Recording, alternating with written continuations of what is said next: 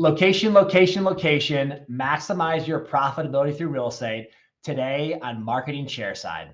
Welcome to the Marketing Chairside podcast by Pro Impressions Marketing, where the team covers a variety of dental marketing ideas to help you attract more new patients in the quantity and quality you need to grow your practice.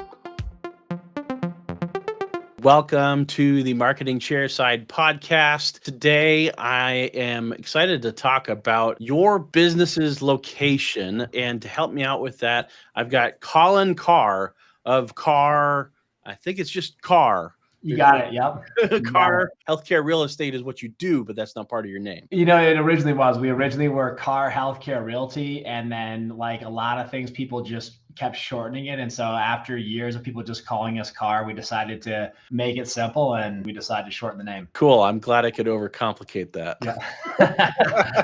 No, Healthcare Realty, though, that's what we do. That's our business. That's our one and only. So it's a good descriptor. I've got some stories to share, and I'm sure you do too, about how a practice's location impacted its success and some strategies for overcoming that challenge if it is one. But the reason I wanted to have you on is that the experts in search engine optimization have long known that when it comes to someone typing in a search, Google, ChatGPT, large language model type searches, they all factor in the user's location, and some of them call it proximity. They're judging it as distance from that business to the user as best they can tell, or proximity to the location that's being searched. Sometimes they call it the epicenter of the city. So proximity, vicinity, whatever you want to call it. I mean, it just reminds me of that location thing. And so that's kind of the gist of what we want to talk about today. But first, can you tell us, Healthcare Realty, tell us a little bit about what you do and how Carr helps businesses establish a new location. We started the company back in the beginning of 2009. Prior to that, I had been in real estate for almost 10 years. And we founded the company with the sole focus of exclusively representing healthcare providers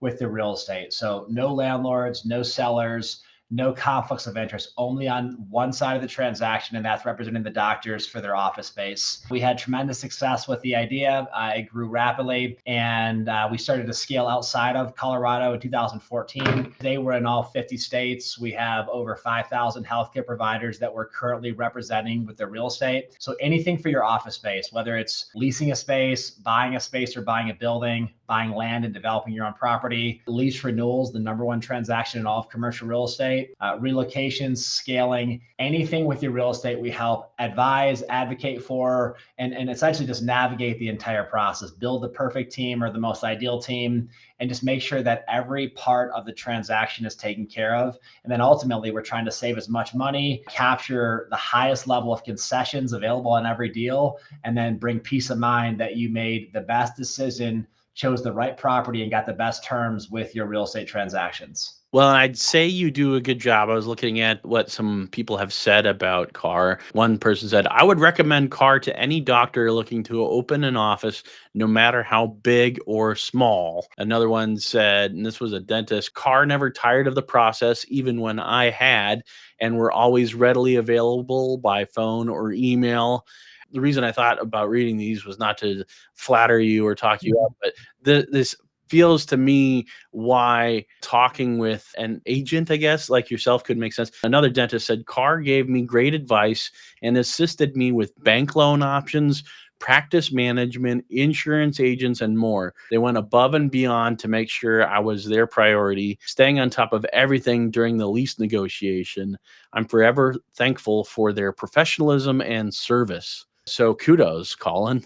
Good work. Yeah, I appreciate that. Yeah, I mean, real estate obviously is the focus, but it's tied to so many other avenues or people that are part of a transaction. You can negotiate a lease, but you've also oftentimes have to have an architect, a contractor. You have to have proper insurance for the lease to meet the landlord's requirements, let alone to protect yourself. A lot of times a CPA is involved. you've got, marketing like yourself, you got all these different things that are part of it. And, you've got to bring the right team to the table. It's kind of like a chain link. If you don't have a good party in one position, it can affect or even break the entire transaction. If you pick the wrong lender, if you don't have a good architect, those things can either make or break a project. So we do the best we can to help our clients assemble the best team possible. And we typically do that by giving them options. We don't tell them who to work with. A lot of times we'll bring in 2 or 3 people and let them interview and just give them choices. That's kind of the name of the game is, should you lease or purchase? Well, let's show you both. Should you go retail or office? Let's show you both. And then let's go with multiple rounds of negotiations. Let's go back and forth with multiple landlords or sellers. And at that point, you don't have to wonder, should I have talked to someone else? Should I have looked at another property? Should we have gone another rounds of negotiation? We try to eliminate all those what ifs or should haves. And at the end of the day, when the doctors get ready to make a decision, they know they've chosen the best property with the best terms possible for that time in the market or that location or their current requirements. And then they have peace of mind to move forward and confidence. And at the end of the day, these are typically multi-million-dollar decisions. I mean, just the value of the lease or the real estate, but then you throw in all the operating costs over the next 10, 15, 20 years, all the operational costs, the build out, all the things that go into a space. They're multi-million-dollar decisions when you add everything up. We want to make sure it's done properly. We want to make sure it's done at the highest level. And so all those factors that you listed out, are the priorities different based on the project, or are there just some big factors that you kind of always want to keep in mind? And what are those? Yeah, that's a good question. There's a couple of common denominators. Everyone's always going to look at price. How can we get the best price on a purchase or get the lowest lease rates on a lease, annual increases, free rent packages, build out allowances. There's a number of economic items that are always negotiated that get the most attention, but there's a lot of other things too. You've got to make sure there's the right parking. What is the access like? Who are the neighboring tenants? How is the property managed? There's a lot of other things that go into the evaluation that might not appear to be like a negotiable deal point, but they can make or break a project, or they can hinder a project, if you will. You don't want to sign a lease and then not have parking for your patients for the next 10 years because there's 2 restaurants in the center and they chew up all the parking, and your patients get frustrated, your staff gets frustrated. You don't want to choose a great property that's poorly managed. You can't always control these things, but at least you can go in there with your eyes wide open. So there's a number of economic things. There's a number of ancillary concepts we're paying attention to. And then also there's a number of business deal points that are very important. What if you want to sell your practice? Do you have an assignability clause? If you do you have the right to get out of the lease? So just having that clause doesn't mean that you're going to be let off the lease. They might say, sure, you can sell your practice, but you're staying on the lease as a personal guarantor. There's concepts like that. Do you have an option to expand? Do you have an option to purchase if it's applicable? There's a number of business deal points that are important too. So at the end of the day, not to overcomplicate it, there's the economics, there's the functional things that either make or break the patient experience, and then there's the business deal points and terms, and we're trying to bring them all together. There's no perfect deal. You're never going to get everything that you want 100%, but we're trying to get as many wins as possible. How can we move the needle a little bit further in each area? And when you total up a little bit more free rent or a higher TI allowance, a lower lease rate, lower annual increases, and then you factor in the other business deal points, it oftentimes adds up to where it's $250,000, $300,000, $400,000 in your favor. And a lot of doctors don't assume there's that much on the table, but there really is, especially over a 10-year period. So we're trying to get the best terms possible in the current environment, the current economy, in the current market or area that they want to go in based upon their requirements. And if we can move the needle a little bit or a lot in every area, it adds up to a pretty significant savings. So the location of the office, I didn't actually hear you mention that at all in all of those criteria, but I'm assuming that's important. If I'm a dentist and I'm looking at opening a new office, like maybe it's a startup, or I want to add a location, or, the scenario I'd like to talk about in a little more detail in a second is I'm opening another brand. So it's a secondary office, a secondary practice, but under a totally different name. How would you coach a doctor considering a new building in that type of situation? Not necessarily new construction, but a new location. Location is exceptionally important. And that's it's almost so obvious I didn't mention it, but thank you for bringing it up. We're always looking at location. We're looking at demographics. We're looking at trade areas. We're looking at access to the property off of major thoroughfares. We might even be looking at public transportation. So those things are incredibly important. At the end of the day, the question is, what's the submarket or the trade area that you want to be located in? Is it a city? Is it a zip code? Is it adjacent to a major shopping district or an office area? What are the criteria that's driving your decision to either open a new location there or move? And then we're trying to come up with the best properties that are available. And so that evaluation as far as one property versus another, lease versus purchase, retail versus office, standalone versus multi-tenant, and then looking at all the variable options, that's part of the process. The most ideal scenario is to take as many requirements as the client has. What are you looking for? Are there referral sources? Again, what are the things that are important to you? And then we try to look at every property available, whittle it down to the top 5, 6, 7 properties, show those properties, and then we want to negotiate on the top 3 or 4. And at the end of the day, your top property might change in the process. You might go look at properties and say, that's my favorite property.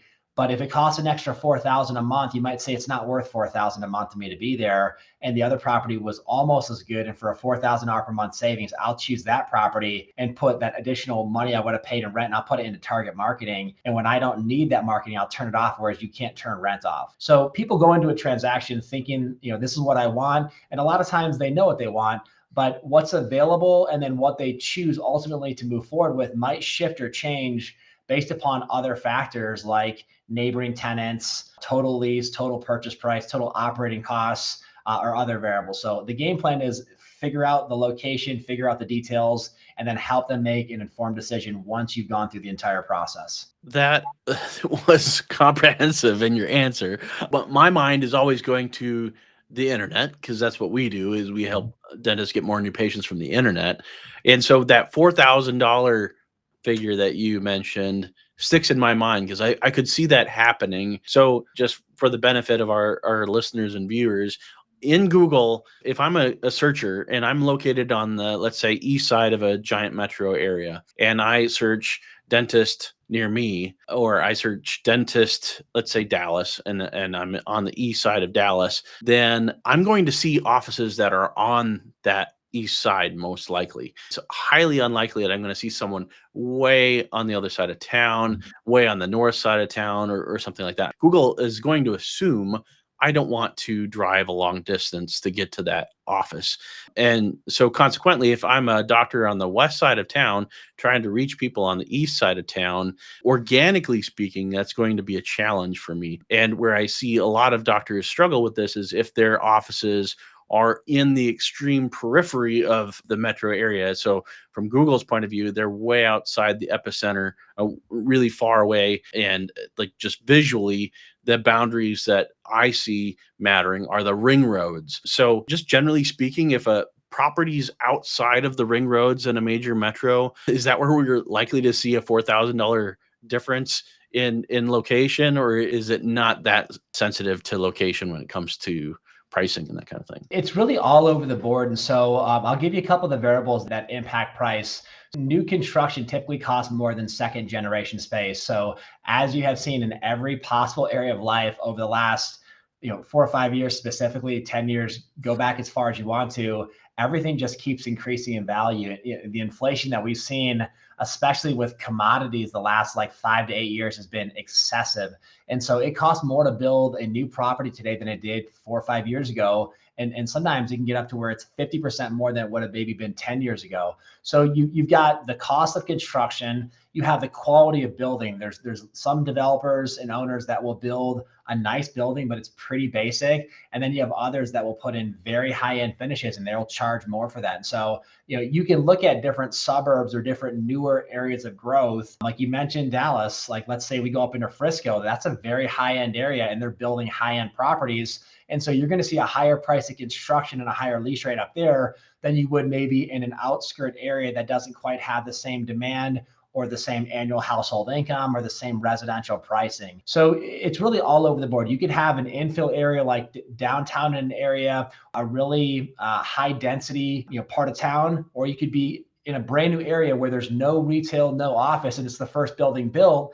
And that developer might say, I have the only game in town. If you want to be in this area and serve this new community, I can charge you a premium because no one else is out here. And we see that all the time as well, where someone, there's a bunch of houses getting built. There's a couple thousand houses that are master planned. Maybe a couple hundred of them are built. They're starting to put in the roads and infrastructures. Then here comes the first retail development or the first office development. There's the idea of first to market. Can I be the first person to plant a flag in that community? And can I be known as that community dentist or orthodontist or whatever the use is? People will pay more for that. Developers know that. And so you're going to see pricing all over the board. And you have to ask yourself the question, am I willing to pay for the nicest, newest, fanciest property? Or is a second generation property still really good? Is it still quality? Does it still reflect the quality of care that I provide? And that's where looking at properties and then comparing them makes sense, because a lot of times it's not just, this much per month and every other property is the same thing. A lot of times you see these significant differences between the different types of properties.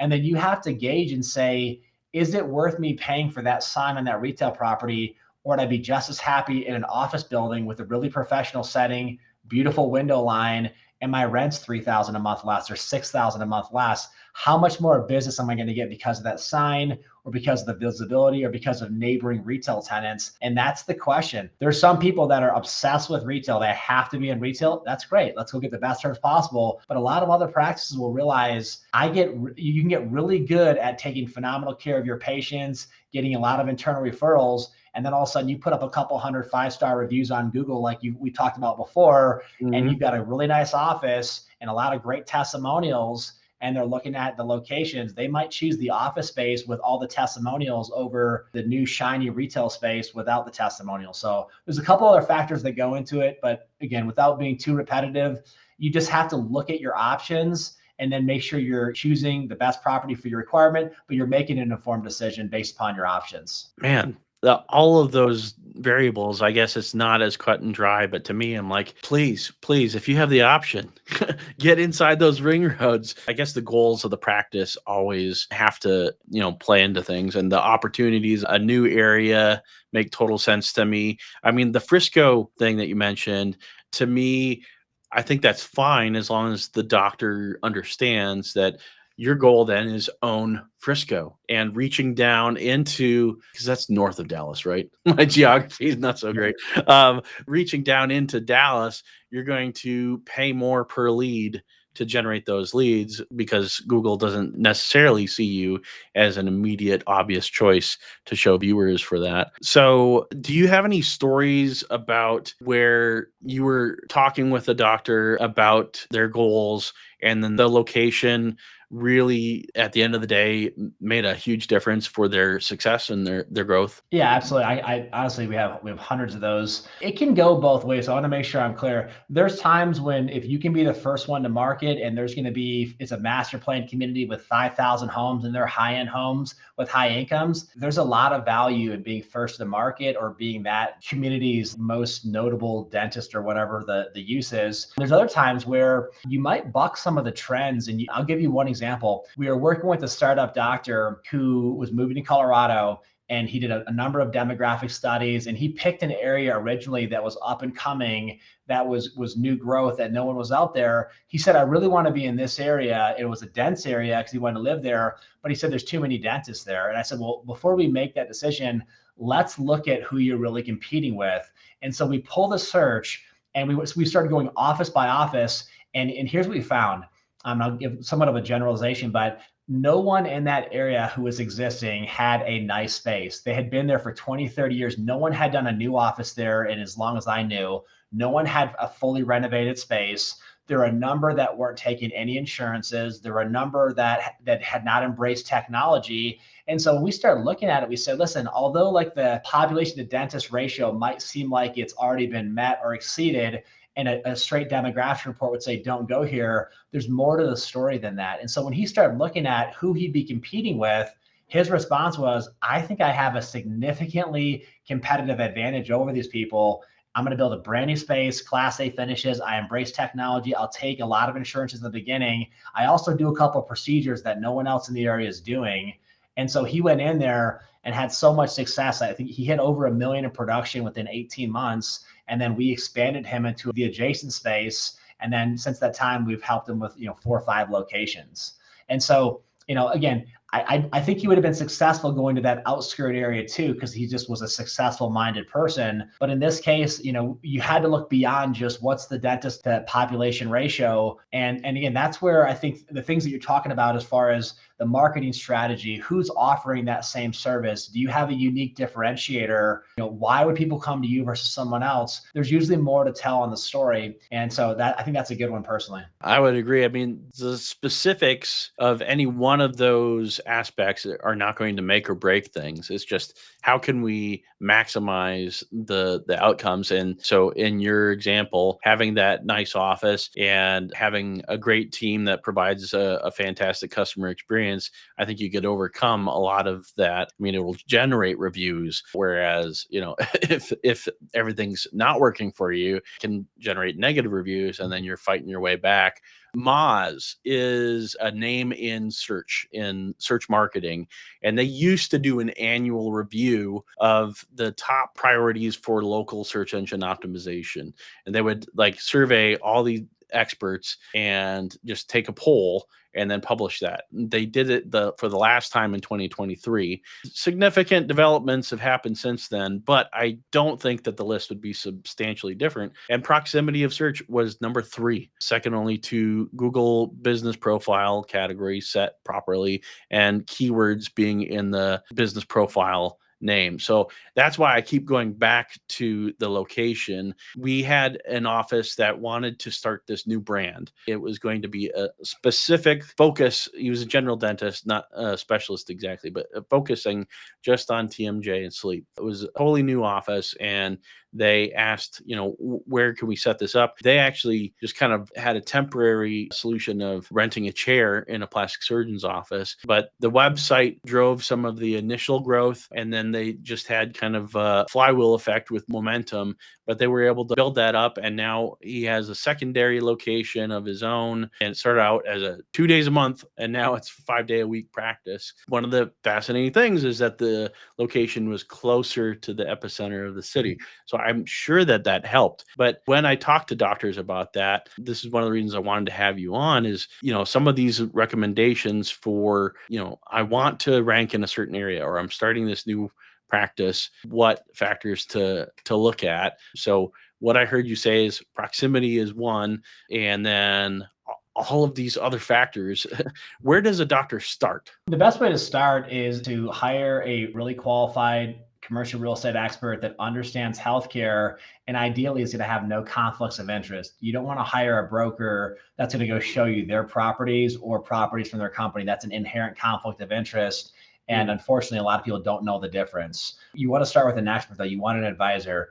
Driving around and just calling on properties is not how real estate's done. Okay. You take all the Fortune 500 companies, they have an internal team of real estate professionals, which doctors aren't going to have that luxury. But even those companies, they still hire expert representation. They hire brokers or agents on the outside. And so if you buck the trend and you're a dentist and you start doing real estate yourself, you're doing the opposite of what the most successful companies in the world do with their real estate. And the reason they do that is because there's too much on the line. Real estate typically is the second highest expense behind payroll for most practices. So you want to start with an expert advisor and then tying into, what are the attributes that you're looking for in a practice. If it's to be in the densest area possible and you have minimal to no competitors there for what you're doing, and you're going to go after the optimization and so forth, then let's go start there. If you want to do a demographic study, competition study, if you want to get into the economic factors, those are all things that a good real estate agent can do for you as part of their services. And then obviously you got to get into other things like, who's going to finance it? Are you going to space share with someone like you mentioned the one person did and just rent a chair? Or when you go to build out your own space, you're probably going to use financing for that. So who's going to be the best lender? If we have to build it out, who's the architect? Who's the contractor? Who's the equipment supplier? Who's the IT company? How are you going to market it? All of those things come into play. But personally, the real estate aspect of it is going to drive so much of that discussion. So that's where I would start if I were you. You would reach out to Carr and they would help you kind of assess what your goals are and then see what's out there and go from there. Is that right? Yeah, and I'll give a caveat here. Certainly we love what we do. We love to help healthcare providers. We love to help dentists. But if it's not us for some reason, it still has to be someone. Like the do-it-yourself approach would be the equivalent of telling someone to grab a pair of pliers and just pull your tooth out. Like you can accomplish an extraction, but it's not the best practice. You're going to have a lot of additional pain, complications, and you're probably going to end up with 3 times the bill later on because you mess it up. We tell doctors all the time, anyone can drive by a property and call on a phone number on a sign. Anyone can do a search online. Like that's not what you're hiring an agent for. Anybody can say, send me a proposal, or well, would you take this offer? That's not negotiating factually. That's basically bartering or bluffing. And then anyone can say, hey, send me the lease, and then DocuSign it. So calling on a property, negotiating, getting a lease signed, yes, anybody can do those things, but did you get the best terms possible? Did you see all the top properties? Did you avoid costly pitfalls and complications? Did you capitalize at the highest level, or did you lose $400,000? Sure, you got a lease signed, but you literally left $400,000 on the table. So, getting something done or accomplished doesn't mean it's done or accomplished properly. And I think people realize that. The reason people come to specialists or they come to dentists or they go to TMJ is because they have a specific issue and they're not getting the best result. They want a better result. And so that's what we're all about, is how can we get the best results possible? Same reason that you don't do your own taxes. Like you hire a really good CPA. Same reason you should have a really good financial advisor. The same reason that you have insurance. Like you go to people that are really good at what they do, and they help protect you and they help position you for the maximum level of success. And the most successful people, in my opinion, in any industry are the ones that surround themselves with the highest caliber partners and resources. And some of these things do cost money. It costs money to have your taxes done versus doing TurboTaxes. But if you miss a bonus depreciation category and you're hitting 40% bonus depreciation because you don't know they passed a new tax law versus 100, well, you just lost $50,000 in your taxes this year. So it would have been worth paying a good CPA $3,000 to do your taxes to save 50. So those type of things matter. A good real estate agent will help you save literally a couple $100,000, whether you realize that much is on the line or not. And that's what we're going for the best terms possible. Well, and just by those savings with those negotiation tactics, you might be able to get a property that's in the location that you thought, oh, I could never buy down there. I got to go in the boonies. Well, I mean, worth hiring an expert and making your dollar go farther. Absolutely. And at least too, there's times when we go through the full process on like 4 properties and you might say, hey, it's just too expensive, but at least Right. There's other times, like you said, where they think they can't afford it, or they'll say, well, I don't have enough money to buy. And we'll say, well, what if we had 100% financing available for you? And what if the lender used the equity in your practice as collateral, didn't take it out, but use it as collateral? They gave you 100% financing, and then you build out a brand new space. And what if the effective cost of owning that actually was less than leasing once you factored in principal pay down, depreciation, and tax deductions? When you see the numbers, it's astonishing what's actually happening with these deals once you factor in all the different variations. So, knowing those things, knowledge is power. I believe that 100%. But again, it's an informed decision. And there's other times where on the other side of this coin, you might say, look, I know I can save 3,000 here. I want that property. I believe that property is worth it. It's a better location, better co-tenancy. I think I'm going to get a lot more business there. It's where I want to go to work every day. Same reason that most people don't ride public transportation. If you're a doctor, you probably have your own vehicle, and you probably didn't choose the cheapest vehicle. You chose the one you wanted to drive. There are a lot of times in life, even with real estate, we choose the best property or a better property because we just want to be there, or because it's worth it to us. You go shopping, you don't go to the cheapest store and buy the cheapest shirt. You buy the shirt that you like, that looks good, that feels good. And it's a lot of times costs more than the cheap stuff, but you do it because you want it. So that's the evaluation that we're going through in real estate. What is it worth to you? Which one do you like the best? Which one do you see yourself being at for the next 10, 15, 20 years? Which one's going to represent your brand?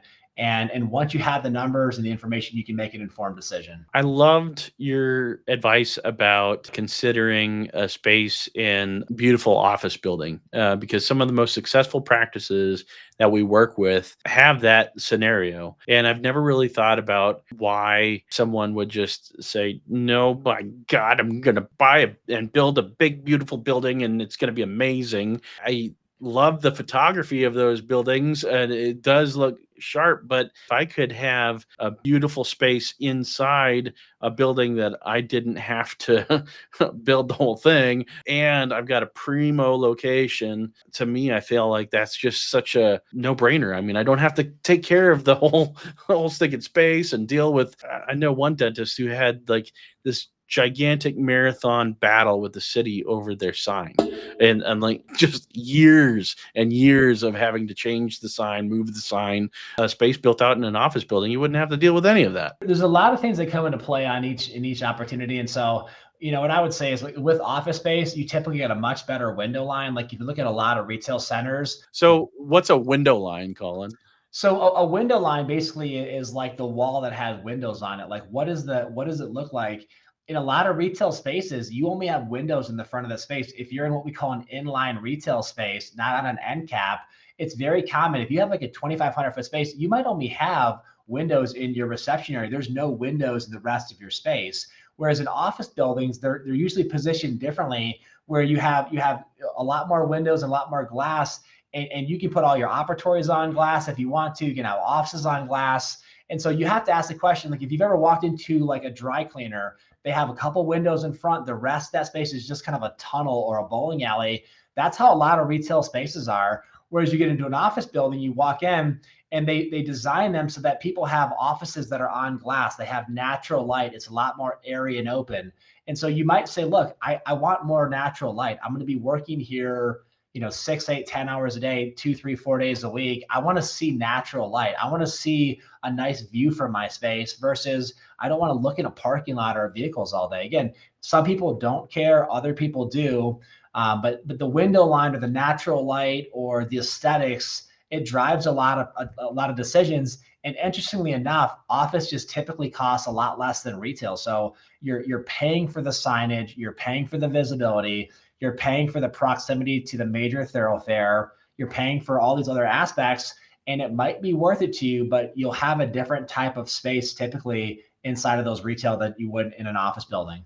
Oh, that's so smart. Okay, so Colin, one of the strategies that I've only seen employed one time before, but I think it could be really cool for more doctors to do, is to just target the epicenter of a city with a simple consultation only office where it's not plumbed for chairs or anything. It's just a meeting space essentially, so that the doctor can have a physical location in the heart of the city. Any thoughts on that strategy? Yeah, I've seen that done successfully many times. And I'll tell you, there are a number of specialties that do that. So I can tell you, we've done that for a handful of plastic surgeons where they're not performing their surgeries there. They will do consults there, and they'll even do follow-ups there depending on what's happening, but it's not plumbed, it's not built out. And so when we've done that in the past, we've chosen really, really nice properties where, because you're only going to be leasing a fraction of the space, and the build out's going to be all aesthetics, like all just surface level, like nicer ceilings, nicer lighting, nicer accoutrements in the wall,